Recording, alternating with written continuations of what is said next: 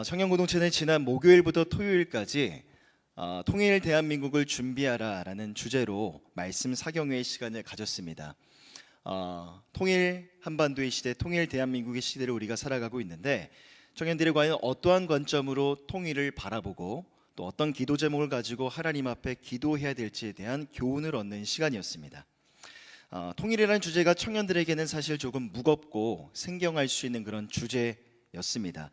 하지만 한반도의 통일에 담겨져 있는 하나님의 계획하심과 하나님의 기대하심, 또 북한에 굳게 닫혀진 그 빗장문이 언제 열릴지는 알 수 없지만 그 문이 활짝 열리게 되는 그날 우리 청년들이 어떠한 역할들을 감당할 수 있을 것인지, 또 지금 우리가 서 있는 자리에서 청년들이 감당해야 될 책임 있는 삶의 모습은 무엇인지를 고민해 볼 수 있는 그런 고민의 시간 속에서 참 가슴이 떨리고 기대가 되는 그런 시간들이었습니다. 또 감사한 것은 통일이라는 주제를 가지고 한 곳에 모여서 예배를 드렸지만 사실 먼저 말씀의 빛으로 우리 각자의 내면을 들여다볼 수 있었다는 점이죠. 먼저 목요일에 말씀을 전해주셨던 허은성 목사님께서는 청년들에게 이런 도전을 주셨습니다. 목사님 나름대로의 아픔이 있는 분이시거든요. 목사님께서 이렇게 부족하고 연약한 나인데도 그런 나를 구원해 주셨고 그런 나를 목사로 삼아 주셨는데 그게 목사님의 삶의 가장 큰 기쁨이자 만족이라는 거죠. 그러기에 청년들로 하여금 청년들에게 여러분들도 나처럼 예수님만으로 우리의 삶의 만족으로 삼고 예수 그리스도를 아는 지식이 우리 삶의 가장 큰 기쁨이 되었으면 좋겠습니다 라는 게 허은성 목사님의 메시지였습니다. 자, 그리고 둘째 날 금요일 김영식 목사님은 한반도 통일의 근거를 다른 데서 찾으신 게 아니라 에베소서 1장 10절의 말씀으로 보셨습니다. 하늘에 있는 것이나 땅에 있는 모든 것이 다 그리스도 안에서 통일되게 하려 하심이라. 하늘에 있는 것이나 땅에 있는 모든 것이 그리스도 예수 안에서 하나가 되게 하시기 위하여 예수님이 이 땅 가운데 오셨다는 거죠. 그러기에 한반도의 통일은 정치적인 힘으로도 이념이나 이데올로기의 가치로도 이루어지는 것이 아니라 하나님의 약속이라는 겁니다. 하나님이 말씀하신 하나님의 약속이기 때문에 우리가 알지 못하는 하나님의 방법대로 하나님의 손 위에서 분단된 남과 북이 하나가 되게 하실 거라는 거죠. 그러기에 한반도 통일의 날이 언제가 될진 모르지만 약속의 말씀을 붙들고 간절히 기도하며 각자에게 주어진 삶을 책임 있고 성실하게 살아가는 것이 통일 한반도의 시대를 살아가는 청년들의 모습이라는 도전을 주셨습니다. 자, 그런데 그렇게 말씀을 듣고 기도하기 전에 목사님이 청년들에게 이런 질문을 던지셨습니다. 예수님은 하늘에 있는 것과 땅에 있는 모든 것이 하나가 되게 하시기 위하여 이 땅에 오셨는데 여러분들은 그 예수님의 의도하심과 목적대로 살아가고 있습니까? 다시 말하면 여러분들의 생활 영역 속에서 만나는 수많은 사람들이 있을 텐데 그들과의 관계 속에서 하나됨과 연합과 통일을 이루며 살아가고 있느냐는 거죠. 만약 우리의 삶 속에서 어느 누구와도 그 하나됨과 연합을 이루며 살아가지 못하고 있는데 그런 상황 속에서 한반도의 통일을 외치는 게 무슨 의미가 있고 무슨 소용이 있느냐는 겁니다. 그건 지극히 이율배반적이라는 거죠. 그래서 한반도의 통일을 위해서 저 북한에 있는 북한의 주민들 백성들을 위해서 우리 주변에 함께 살고 있는 3만여 명의 세터민들을 위해서 간절히 기도하기 전에 먼저 우리를 위해서 기도했습니다.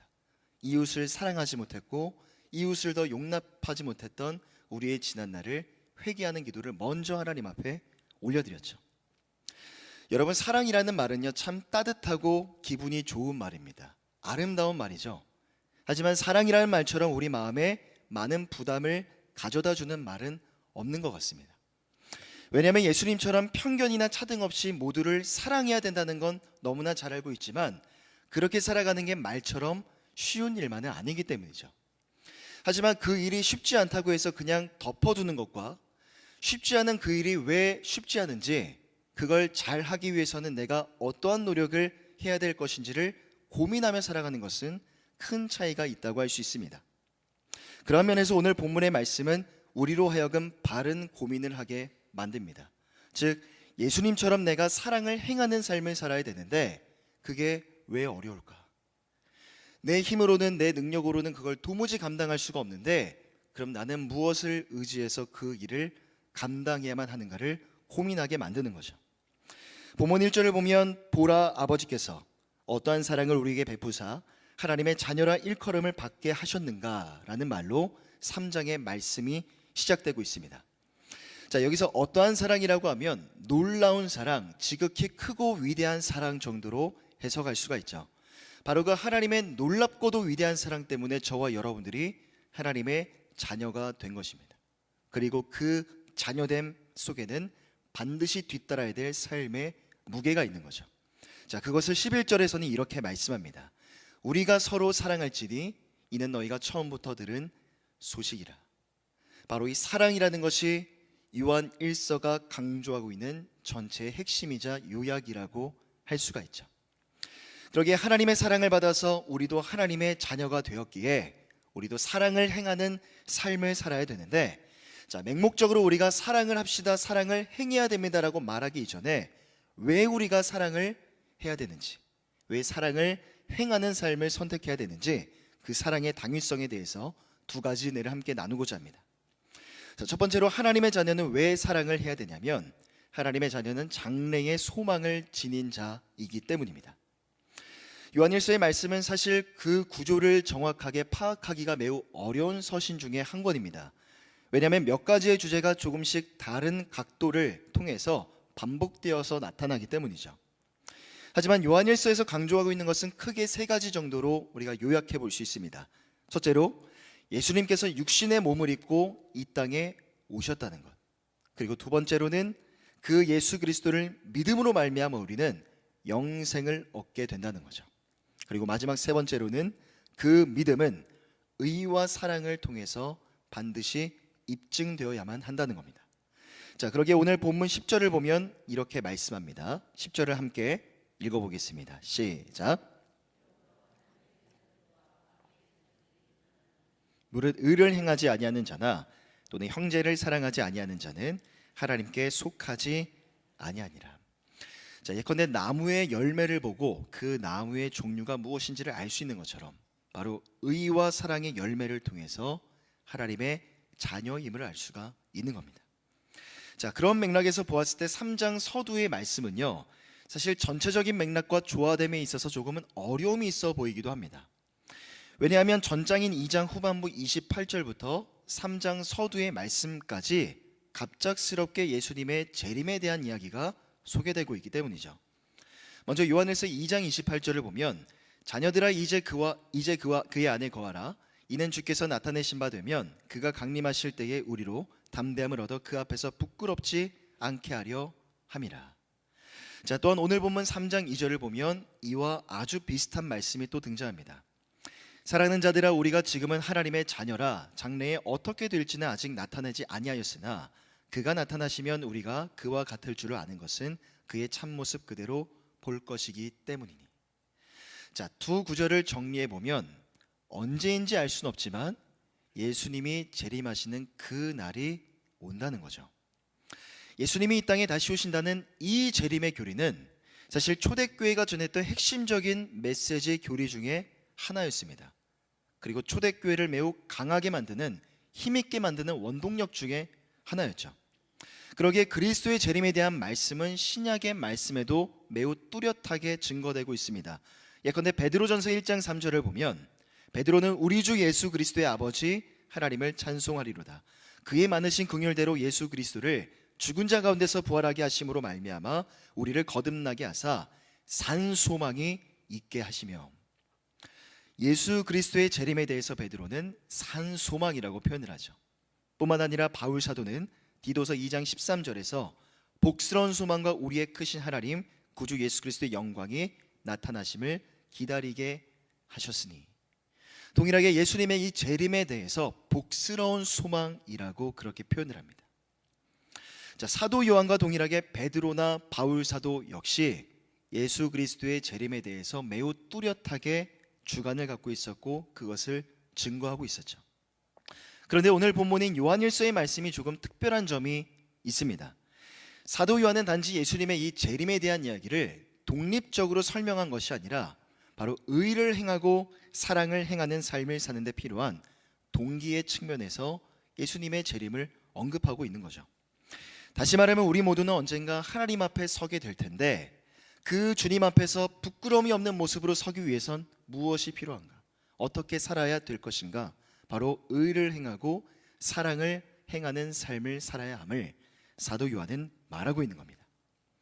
자, 바울 사도 역시 그런 동기의 측면에서 예수님의 재림에 대한 이야기를 언급한 바가 있습니다. 예컨대 빌립보 교회의 결혼을 살펴보면 당시 유오디아와 순두계라는 충성스러운 여자 지도자들이 빌립보 교회 안에 있었습니다. 그런데 원인이 무엇인지는 자세히 알 수 없지만 이 두 사람 간에 심각한 갈등이 있었죠. 그런데 이것이 교회의 하나됨에 있어서 상당한 문제가 되고 있었고 바울 사도의 입장에서는 이 두 사람의 실명을 언급해야만 할 정도로 이 문제가 상당히 심각했던 거죠. 여러분, 왜 교회 안에서 미움과 시기와 다툼, 이 분열 등의 문제가 발생이 될까요? 우리는 그렇게 늘 말하고 선포합니다. 사랑이 제일이고 사랑이 최고다, 사랑이 우선이다라고 이야기를 하지만 실상 우리는 사랑이 제일이라고 믿지 않기 때문이죠. 우리는 어떠한 일을 할 때 옳고 그른 것을 매우 중요하게 따집니다. 그리고 대부분의 사람들은 언제나 자신의 판단이 옳다는 착각 속에 빠져 살 때가 많죠.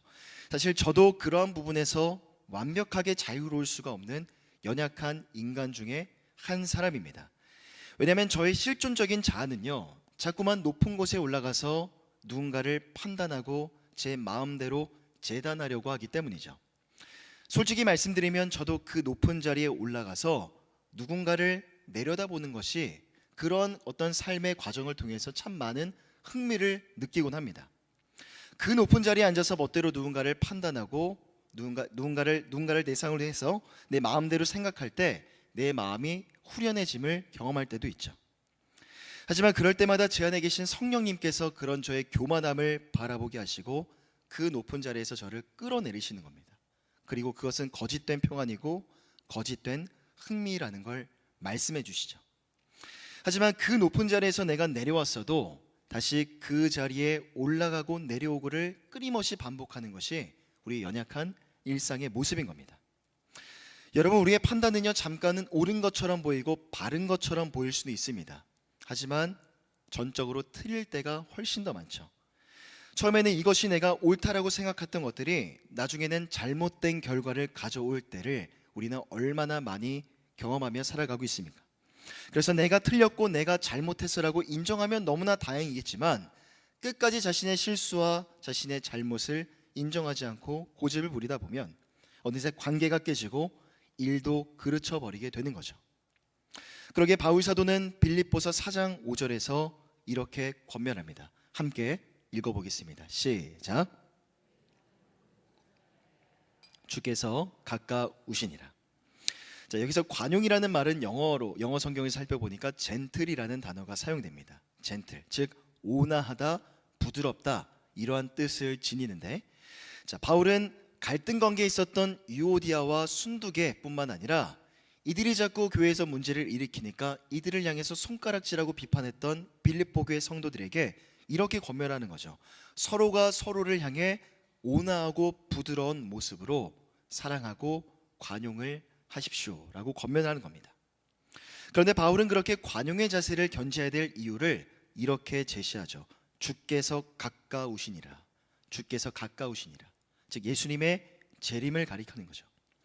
예수님이 재림하시면 우리가 이 땅에서 살아가면서 행했던 모든 선악간의 일들이 다 낱낱이 드러나기 때문에 여러분들이 그것을 믿는 성도들이라면 마땅히 사랑과 관용의 삶을 사십시오.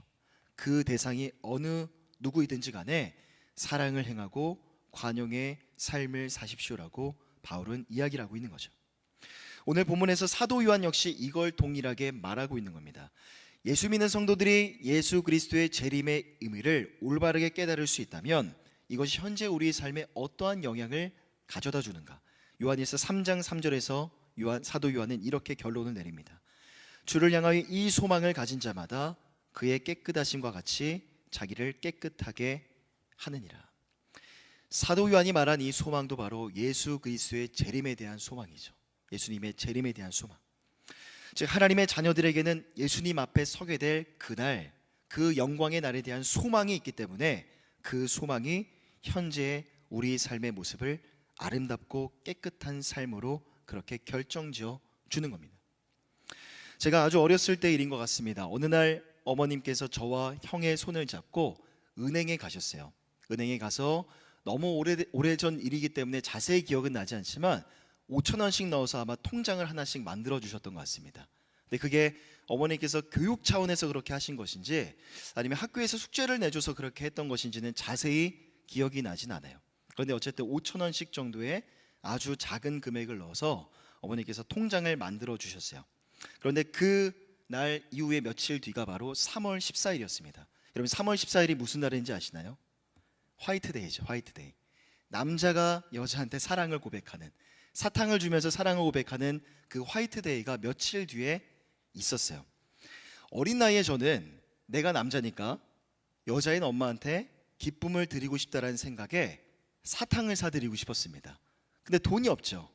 가진 돈이 없었습니다. 그래서 며칠 전에 만들었던 통장에서 돈을 빼서 그걸 가지고 어머니에게 사탕을 사드리려고 했던 거죠. 결국 5천 원 정도 되는 아주 작은 금액에서 어느 정도의 돈을 또 인출을 해가지고 그 어린 나이에 꼬마가 이제 은행에 가서 돈을 빼서 이제 슈퍼에 갔습니다. 사탕을 아름답게 예쁘게 포장하지도 못했어요. 그냥 옆에 있는 그런 자판에 있는 그런 사탕을 사서 어머니에게 드리고 남은 금액은 거스름 또는 아마 과자를 사 먹었던 것 같습니다. 그런데 어머니께서 그 모든 상황을 다 들으시고 나서는 기가 막히다라는 표정을 지으시더니 굉장히 재미있어 하시면서 하지만 반면에 내심 마음에 기뻐하시고 흐뭇해하셨던 그런 기억이 어렴풋하게 납니다. 여러분 언젠가 우리도 이 땅에서의 삶을 마무리하고 언젠가는 우리 주님을 만나 뵈올 날이 오겠죠. 그때 우리는 어떠한 모습으로 그 하나님 아버지 앞에 설 수 있을까요? 물론 하나님의 전적인 은혜로 말미암아 우리가 하나님의 자녀로 백성으로 택함을 받았지만 우리는 이 땅 살아가면서 죄로 말미암아 끊임없이 넘어지고 실패하고 좌절하기를 반복할 겁니다. 하지만 하나님의 지속적인 은혜와 은총 때문에 어떠한 경우에도 양자의 신분을 잃어버리거나 의인의 신분을 빼앗기지 않는다는 사실을 우리가 믿을 수만 있다면 장차 다가올 그 영광의 날을 두려움과 부담감으로 기다리는 것이 아니라 긍지와 소망과 기쁨과 설렘을 가지고 그 영광의 날을 기다려 볼 수 있지 않을까요? 자, 이것을 바로 구원론에서는 성도의 견인이라는 말로 표현을 합니다. 즉 하나님으로부터 선택받은 성도가 어떠한 경우에도 은혜의 상태에서 떨어질 수가 없다는 것을 말하는 칼빈주의 교리 중에 하나이죠. 그러게 우리는 이 땅에 살아갈 때 고민해 볼 수 있는 겁니다. 하나님의 자녀됨, 하나님의 백성됨의 그 긍지와 소망 속에서 과연 우리는 이 땅을 어떠한 모습으로 살아갈 수 있을 것인가? 과연 무엇이 하나님을 기쁘게 해드리는 삶의 모습일까를 고민해 보는 거죠. 거기에 대해서 사도 요한은 이렇게 결론을 내리는 겁니다. 하나님을 기쁘시게 하는 삶은 바로 의를 행하고 사랑을 행하는 삶이라는 결론을 내리는 거죠. 요한복음 13장 34절의 말씀을 함께 읽어보겠습니다. 시작. 새 계명을 너희에게 주노니 서로 사랑하라. 내가 너희를 사랑한 것 같이 너희도 서로 사랑하라. 바로 주님이 예수님을 통해서 우리에게 보여주신 그 사랑대로 우리도 누군가를 사랑하며 살아가는 것, 그것이 하나님이 기뻐하시고 영광 받으시는 우리의 삶의 모습인 겁니다. 물론 완벽할 수는 없죠. 어설프고 서투를 겁니다. 하나님이 요구하시는 그 수준대로 우리가 사랑할 수는 없을 겁니다. 하지만 우리가 할 수 있는 형편 안에서 사랑을 선택하고 사랑을 행하려고 부단히 애를 쓰고 노력하는 그런 우리의 삶을 통해 하나님의 영광을 받아 주신다는 거죠. 그러기에 주님을 다시 배울 그 기쁨과 영광의 날을 바라보시면서 나는 과연 이 땅에 살아가면서 어떠한 모습으로 살아가야 될 것인가를 늘 고민하는 저와 여러분들이 다 되시기를 간절히 부탁드립니다. 미국의 39대 대통령 지미 카터는 이렇게 말합니다. 우리는 마치 그리스도께서 오늘 오후에 오실 것처럼 살아야 합니다. 예수님이 언제 오실지는 알 수 없지만 예수님은 반드시 오실 겁니다.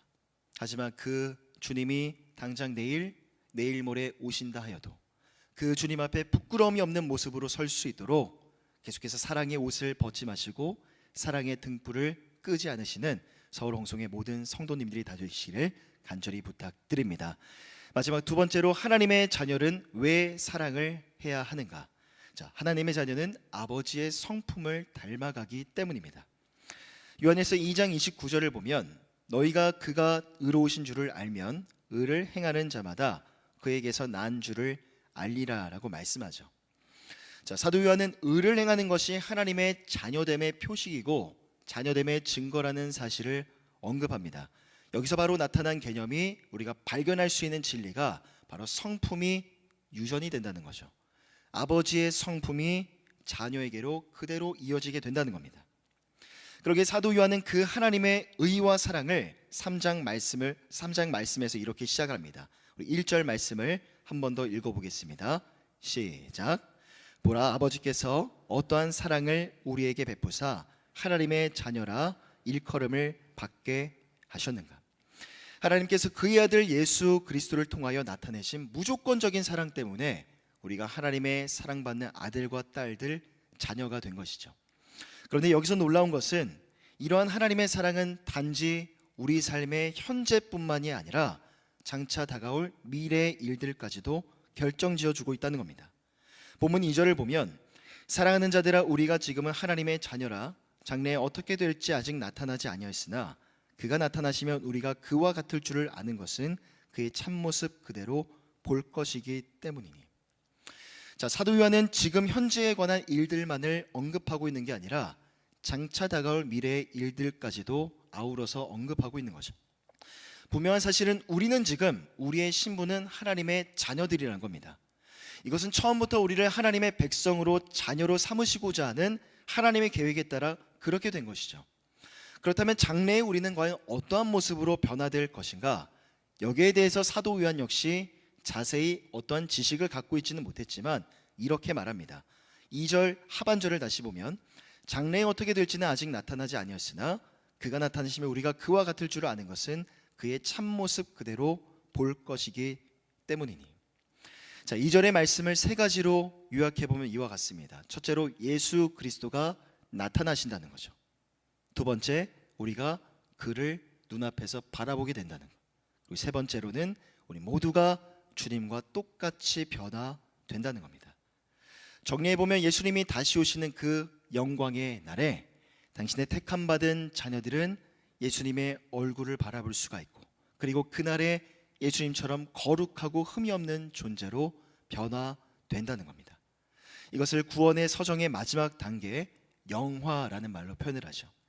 구원 과정의 궁극적인 완성으로 그리스도의 형상을 완전히 닮아가는 것. 물론 우리는 이 땅에 살다 보면 거룩한 삶에 실패할 때도 있을 겁니다. 의를 행하고 사랑을 행하는 삶을 살아야 되는데 의와 사랑을 행하지 않을 때가 훨씬 더 많을 거예요. 하지만 언젠가 하나님의 택함을 받은 우리들이 예수님처럼 똑같이 변화될 수 있다는 그 사실은 지금 현재 하나님의 자녀로 이 땅을 살아가는 것만큼이나 우리 삶에 복이 되고 영광스러운 사실이 되는 거죠. 또한 그 예수님처럼 똑같이 닮아갈 수 있다는 그 영화에 대한 소망 때문에 지금 이 땅에서 우리는 더욱더 하나님의 자녀다운 모습으로 fun투하며 살아가게 되는 겁니다. 그러기에 사도 요한은 3절에서 이렇게 말씀하죠. 3절을 다시 보면 주를 향하여 이 소망을 가진 자마다 그의 깨끗하심과 같이 자기를 깨끗하게 하느니라. 즉 예수님처럼 언제인지 알 수 없지만 나도 언젠가는 예수님처럼 똑같이 거룩한 존재로 변화될 수 있다는 그 영화의 소망을 가진 자, 하나님 앞에 어떻게 응답하고 반응해야 될 것인가. 결국 하나님의 자녀라는 말이 더 이상 허울 좋은 칭호로만 끝나서는 안 된다는 겁니다. 저와 여러분들이 하나님의 자녀들이라면 하나님의 자녀라는 말이 이해가 되고 설명이 될 정도로의 구체적인 삶의 모습이 우리에게 뒷받침되어야 한다는 거죠. 우리는 하나님의 자녀이기 때문에 철저하게 세상과 구별되어야 하고 세상과 철저하게 이질적이어야 합니다. 하지만 그렇기 때문에 성도의 삶은 세상 속에서 핍박과 고난의 연속일 수밖에 없죠. 예수 믿으면 잘 되고 성공할 거라는 말, 예수 믿으면 인생이 행복해지고 형통할 거라는 말이 맞는 말이었으면 좋겠습니다. 하지만 그것을 당당하게 선포할 수 없는 건 그게 바로 예수 믿는 성도의 삶이 아니기 때문이죠. 비록 우리는 이 땅에서 많은 것들을 누리며 살지는 못한다 하여도, 이 땅에서 여러 가지 모양의 고통과 고난의 시간들을 겪는다 하여도 우리에게는 소망이 있는 겁니다. 예수님의 재림과 부활에 대한 소망 때문에 우리에게 주어진 모든 시간들을 묵묵히 견디며 살아낼 수가 있는 거죠. 그 예수님의 재림과 부활에 대한 소망을 중심으로 내 삶의 가치관과 내 인생의 행복관을 다시 정립하고 또 그 안에 살아가는 우리의 인생의 모습은 훗날 언젠가 하나님 앞에 존귀한 삶의 모습으로 그렇게 평가가 되는 겁니다. 그러기에 오늘 본문에서 사도 요한이 말하고자 하는 핵심은 바로 이것입니다. 당신은 하나님의 자녀이고 주님을 소망으로 삼는 사람입니까? 그렇다면 그것을 삶으로 나타내십시오. 왜냐하면 주를 향하여 이러한 소망을 가진 자마다 그의 깨끗하심과 같이 자기를 깨끗하게 하기 때문입니다. 만일 저와 여러분들의 소망이 언젠가는 예수님처럼 똑같아지는 것이라고 한다면, 언젠가는 예수님처럼 거룩한 모습을 닮아가는 것이 우리의 소망이라면 우리는 언젠가 그렇게 되겠지를 기다리는 것이 아니라 바로 지금 이 순간 그러한 삶을 살아야 할 것입니다. 그것이 도덕적이고 윤리적인 측면에서 나타나는 삶의 영역이라면 우리는 더더욱 거룩하고 성결한 삶을 살아야만 하죠. 왜냐하면 우리를 향한 하나님의 부르심은 목적과 방향이 없는 부르심이 아니라 분명한 목적이 있는 부르심이기 때문입니다. 그 목적이 무엇인지 데살로니가전서 4장 3절과 7절을 함께 살펴보겠습니다. 함께 읽어보겠습니다. 시작. 하나님의 뜻은 이것이니 너희의 거룩함이라. 하나님이 우리를 부르심은 부정하게 하심이 아니요 거룩하게 하심이니. 바로 아버지의 거룩하심을 따라가는 것이 자녀의 도리인 것이죠. 그렇다면 하나님 아버지의 거룩하심을 닮아가는 삶은 구체적으로 무엇을 의미할까요? 사실 거룩한 삶, 거룩한 인생을 논할 때 그걸 말로 하는 건 너무나 쉽습니다. 하지만 무엇이 거룩한 삶이고 도대체 어떻게 살아가는 것이 거룩한 인생인지 참으로 난해할 때가 많이 있죠. 하지만 레위기 19장을 보면 하나님의 위대한 명령인 말씀 한 구절이 등장합니다. 레위기 19장 18절입니다. 원수를 갚지 말며 동포를 원망하지 말며 내 이웃 사랑하기를 내 자신과 같이 사랑하라. 나는 여호와이니라. 이 말씀을 예수님도 인용하신 바가 있고 신약의 다른 저자도 인용한 바가 있습니다. 그런데 레위기 19장이 어떠한 맥락에서 내 이웃을 내 몸처럼 사랑하라 라는 말을 했는고 하니, 나 여호와가 너희 하나님 여호와가 거룩하니 너희도 거룩하라. 바로 거룩을 말씀하시는 그런 맥락에서 예수님은 하나님은 이웃을 향한 사랑을 언급하셨던 거죠. 즉 하나님 앞에 거룩한 삶을 산다는 것이 무엇인가 했을 때 우리는 하나님을 경외하고 하나님을 예배하는 것, 우상을 숭배하지 않는 것, 주의를 거룩하게 지키는 것 정도로 생각해 볼 수가 있습니다. 하지만 거기서 끝나는 것이 아니라 이웃과의 관계 속에서 이웃을 사랑하는 삶이 하나님 앞에 진정한 거룩한 삶의 모습임을 꽤나 비중 있게 설명하고 있는 것이 바로 레위기 19장의 말씀인 거죠. 그러기에 레위기 19장의 말씀은 성경 전체를 통틀어서 매우 중요한 장 가운데 하나라고 할 수가 있습니다. 왜냐하면 참된 거룩의 의미가 무엇인가를 하나님과의 관계에서뿐만 아니라 이웃과의 관계 속에서도 그대로 풀어내었기 때문이죠. 오늘날 우리의 삶 속에서 특히나 더욱더 강조되어야 할 것이 있다면 바로 이 거룩한 삶인 것 같습니다. 그런데 거룩에는요 두 가지 종류의 거룩이 있습니다. 첫 번째로는 신분상의 거룩이고 둘째로는 생활상의 거룩이죠. 그리고 특별히 오늘날 우리의 삶 속에 강조되어야 될 것이 있다면 바로 생활상의 거룩입니다. 고린도서 7장 1절을 보면 이렇게 말씀합니다. 그런즉 사랑하는 자들아 이 약속을 가진 우리는 하나님을 두려워하는 가운데서 거룩함을 온전히 이루어 육과 영의 온갖 더러운 곳에서 자신을 깨끗하게 하자. 바로 생활상의 거룩을 말씀하고 있죠. 그런데 전장인 고린도서 6장 마지막 18절을 보면 이런 말씀이 있습니다. 함께 읽어보겠습니다. 시작. 너희에게 아버지가 되고 너희는 내게 자녀가 되리라. 전능하신 주의 말씀이니라. 아버지와 자녀됨, 신분상의 거룩을 말하고 있죠. 즉 이어지는 두 구절을 종합해 보면 하나님의 자녀로 부름받아서 신분상으로 거룩하게 된 자들, 약속이 무엇인지를 아는 자들은 생활 속에서의 거룩을 위해서 부단히 애를 쓰고 노력해야 된다는 걸 고린도 후서에서 말씀하고 있는 겁니다. 오늘날 우리는 신분상으로 내가 하나님의 거룩한 자녀고 하나님의 백성이라는 사실을 굳게 믿고 있습니다. 그 믿음대로 우리는 살아가고 있죠. 하지만 신분상으로 내가 거룩해졌다라고 말하면서 생활 속에서 거룩한 삶을 살려고 노력하지 않는다면 그 거룩에 도대체 어떤 의미가 있을까요? 특별히 하나님이 말씀하시는 그 진정한 삶의 거룩이란 하나님만을 상대하는 것이 아니라 이웃과의 관계 속에서 구체적으로 실현해 나아가는 것임을 반드시 염두에 두시기를 바랍니다. 물론 이웃을 사랑하고 이웃을 섬기는 건 우리가 마음을 먹는다고 해서 바로 시작할 수 있는 게 아닙니다. 많은 용기가 필요하고 또 많은 지혜가 필요하죠. 때로는 많은 시간이 필요하기도 하고 사랑을 행하기 위한 구체적인 계획이 필요하기도 할 겁니다. 하지만 제가 설교의 서두에서 말씀드렸던 것처럼 어떤 일이 쉽지 않다고 해서 그냥 덮어두는 것이 아니라, 내려놓는 것이 아니라, 그게 왜 쉽지 않은지, 그걸 잘하기 위해서 내가 어떠한 노력을 해야 될 것인지를 고민하는 건 분명한 차이가 있다고 말씀드렸죠. 그러기에 이전까지는, 지난 해까지는 나의 의지와 나의 노력으로만 누군가를 사랑하려고 했다면 이제는 사랑의 그 동기와 사랑의 동력을, 사랑의 패러다임을 좀 바꿔보자는 거죠. 바로 하나님이 나의 아버지가 되시고 내가 하나님의 자녀인 것에서부터 우리가 다시 시작을 해보는 겁니다. 자녀는 아버지를 당연히 닮아가고 아버지의 성품을 그대로 이어받는 것처럼 그러한 관점에서 우리가 내 옆에 있는 누군가를 사랑하려고 노력해 본다면 과거에 내 것을 의지해서 사랑할 때보다 우리 안에 사랑의 온도와 사랑의 의지가 더욱더 뜨거워질 수 있지 않을까요? 제가 아이를 키우면서 참 재미있기도 하고 기분이 좋은 그런 순간이 있습니다. 그게 언제냐면 오늘 아침에도 제가 경험을 했는데, 무심코 제가 했던 행동들을 아이가 막 따라하기 시작할 때요. 아침에 출근을 하려고 이제 씻고 로션을 바르고 머리를 바르는 그 모습을 보면서 제 방에 전신 거울이 있는데 저 아이도 앞에 와가지고 똑같이 로션을 바르고 머리를 만지는 그런 흉내를 냅니다. 제가 이제 전화하는 걸 보고 아이도 전화를 귀에다 대고 막 뭐라 이상한 얘기를 하고요. 또 제가 청소하는 모습을 보고 아이도 긴 막대를 가져다가 온 집안을 쓸고 돌아다니죠. 그런 아이의 모습을 보면서 경각심이 생깁니다. 야, 이현이가 다 따라하는구나. 야, 아빠가 하는 말이나 행동을 다 따라하는구나. 말과 행동을 정말 조심히 해야겠다. 이런 생각을 하다가도 그런 아이를 바라보면서 마음이 흐뭇해지고 기쁨이 됩니다.